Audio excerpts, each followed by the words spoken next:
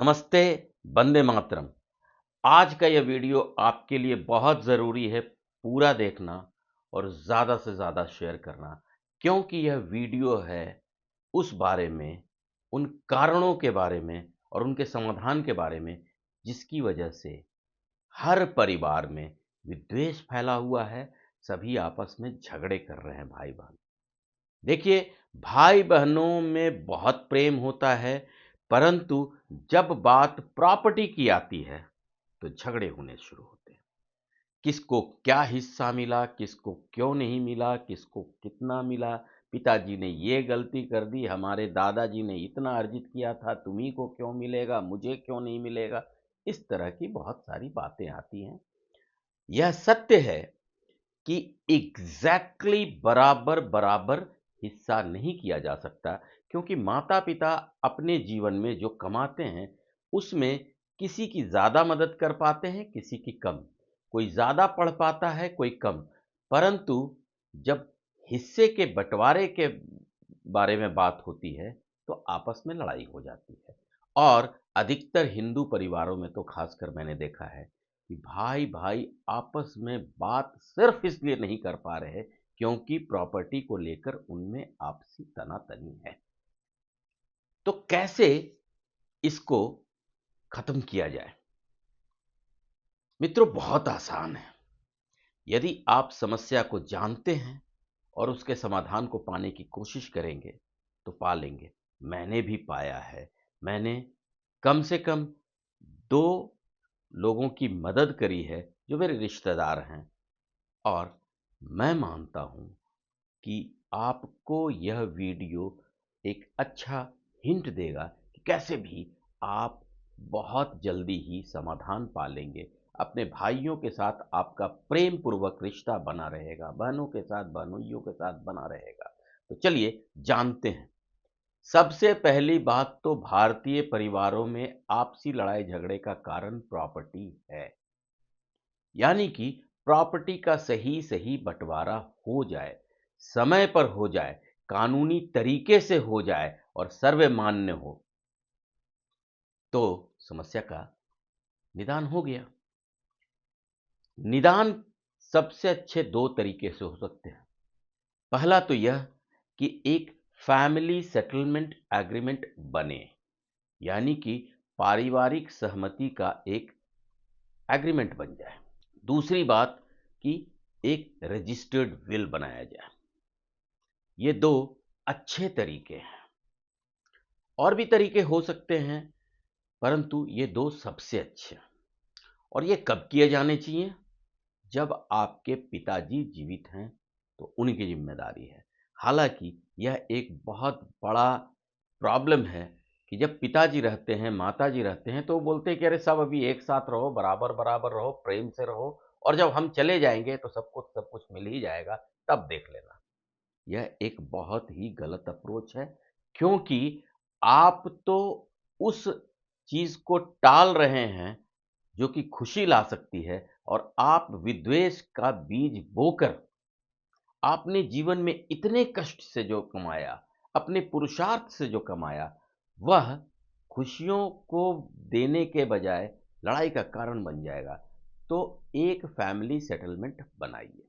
Family settlement कैसे बनता है? पिताजी या माताजी सारे बच्चों को एक साथ बुलाएं, बिठाएं और उनको यह बताएं कि देखो कुल प्रॉपर्टी इतनी है, और किसके फेवर में क्या किया, कब किया। अब मैं इस तरीके से या हम इस तरीके से बाँट देना चाहते हैं, और वह जो बटेगा उस पर सभी अपने-अपने हस्ताक्षर कर दें और सभी खुशी-खुशी यह करें, तो एक फैमिली सेटलमेंट हो गई। The moment you agree with this family settlement, and the moment every family member knows who owns what, ये अपने आप लड़ाई खत्म हो जाएगी, और आप देखेंगे कि पारिवारिक प्रेम, पारिवारिक सौहार्द, आपसी झगड़े बंद हो जाएंगे और पारिवारिक सौहार्द बना रहेगा। तो आपको यह निश्चित रूप से करना चाहिए।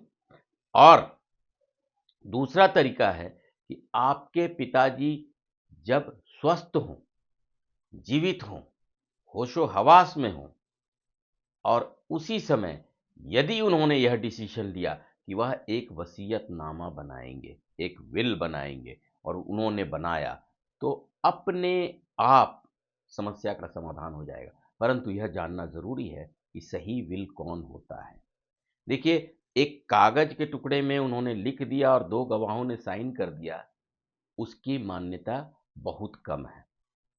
इसलिए कम है कि जब वसीयतनामा को लागू कराने के लिए आप कोर्ट में जाएंगे, उसको प्रोबेट कराने जाएंगे, तो वह लागू होगा कि नहीं, इसकी संभावना कम है। दूसरा तरीका है, आप किसी नोटरी से उसको एक नोटिफाई करके और एक वकील और 2 गवाह साक्ष्य लेकर वहां सही करा लें, परंतु वह भी प्रोबेट नहीं होगा, ऐसी संभावनाएं अधिक है। वह भी एक छलावा है। असली विल तो वह होता है जो सब रजिस्ट्रार के ऑफिस में रजिस्टर्ड होता है। A registered will is a valid legal document which can be probated, which will get probated। देखिए, विल जो है उसका जब रजिस्ट्री करवाएंगे आप, तो सिर्फ साक्ष्य ही नहीं, क्योंकि साक्ष्य बाद में नहीं रह सकते हैं, विदेश चले जा सकते हैं, उनकी मौत हो सकती है और वो नहीं उपलब्ध हो। ऐसे केस में क्या करेंगे?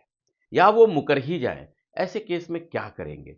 तब आप रजिस्ट्रार के ऑफिस में जाएंगे, सब रजिस्ट्रार के ऑफिस में जाएंगे और वहाँ यह लीगल डॉक्यूमेंट की एक कॉपी होगी और कोई भी पदाधिकारी वहाँ पद पर हो, लेकिन पद का नहीं, उस पदाधिकारी का वैल्यू है और वहाँ उसकी एक कॉपी होगी जिसको कि आप लेकर प्रोबेट करा सकते हैं।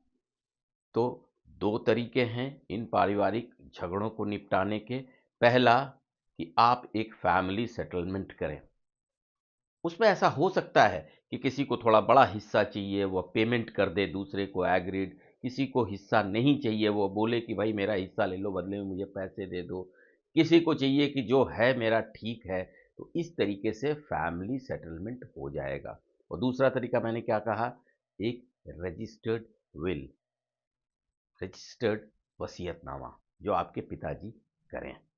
मेरा सभी बंधुओं से, सभी बहनों से एक निवेदन है, खासकर हिंदू भाई बहनों से, कि जब आप कमा रहे हैं, जब आप अपने रिटायरमेंट के नज़दीक पहुंच गए हैं, जब आप अभी भी स्वस्थ हैं, तब आपको यह कदम ज़रूर उठाना चाहिए। यह नहीं टालना चाहिए कि मेरे बाद मेरे बच्चों को स्वतः मिल जाएगा और उनमें प्रेम है, कभी झगड़ा नहीं होगा।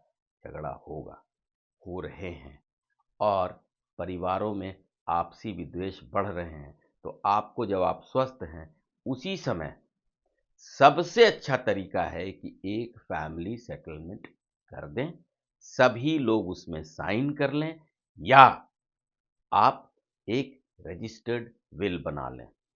इसको ज़्यादा से ज़्यादा लोगों से शेयर करिए वीडियो को, जिससे कि सभी तक यह बात पहुंचे और परिवारों में लड़ाई झगड़े कम हो। प्रॉपर्टी एक ऐसी चीज़ नहीं है जिसके लिए हम जीते हैं। खुशियाँ वो चीज़ है जिनको हम पाने के लिए हमेशा अग्रसर रहते हैं, और यह फैमिली सेटलमेंट या रजिस्टर्ड विल उन खुशियों को लाएगा। देखिए, आपके भाई बहनों में कुछ तो ऐसे होंगे जिनको और चाहिए, फ्री का चाहिए, ज़्यादा चाहिए, ऐसे वाले होंगे, थोड़ा नज़रअंदाज करिए। और जब माता पिता रजिस्टर्ड विल कर देंगे ना, या एक फैमिली एग्रीमेंट साइन करवा लेंगे, तो यह समस्या भी खत्म हो जाएगी। आपका बहुत धन्यवाद इस वीडियो को देखने के लिए। इसको ज़्यादा से ज़्यादा शेयर करिए। नमस्ते, वंदे मातरम।